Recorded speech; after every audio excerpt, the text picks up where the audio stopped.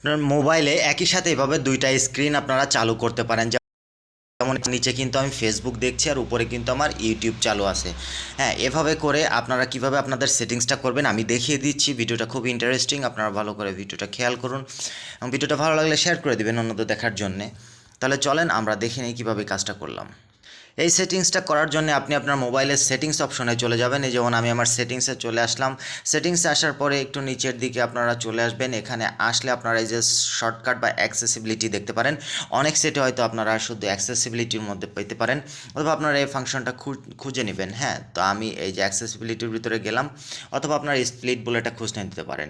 আচ্ছা, যাই হোক, আমার এই অপশনটা বের হয়ে আসার পরে এবার আমি এদিকে এই যে স্মার্ট স্প্লিট, যে আমার এই যে 2 নাম্বারটা দেখেন, এই যে স্মার্ট স্প্লিট, এটা আসলে এটা আসার পরে এই যে দেখেন আমার এখানে কিন্তু এটা শো করছে যে 3টা আঙুল আমি যদি স্ক্রিনের উপর রেখে উপরের দিকে একটু ধাক্কা দিই, হ্যাঁ, তাহলে কিন্তু আমার এই অপশনটা চালু হয়ে যাবে। এই অপশনটা চালু করার জন্য এই যে উপরে যে slide up with 3 fingers to split the screen, এই অপশনটাই যে অন, এই যে এখন কিন্তু অফ, এটা আমি এই যে অন করে দিলাম। অন করে দেওয়ার পরে আমার কিন্তু অপশনটা এবার চালু হয়ে গেল। এবার আমি ইউটিউবটা ওপেন করি। এই যে ওপেন করে আমি স্ক্রিনের উপরে আমার 3টা আঙ্গুল সেট করে এখন এই যে একটু উপরের দিকে স্লাইড করব। আমি হামলার এই যে পরে আসলে যে হরমুজ উপরের দিকে প্রণালী স্লাইড করতে বন্ধের দেখেন এটা কিন্তু সিদ্ধান্ত এই যে নিয়ে স্প্লিট হয়ে গেল। ট্রাম্প এবার আমি আমার ফেসবুকটা ওপেন করে নিলাম। এই যে দেখেন ওপেন হয়ে গেল, দেখতে ইরানি পাচ্ছেন।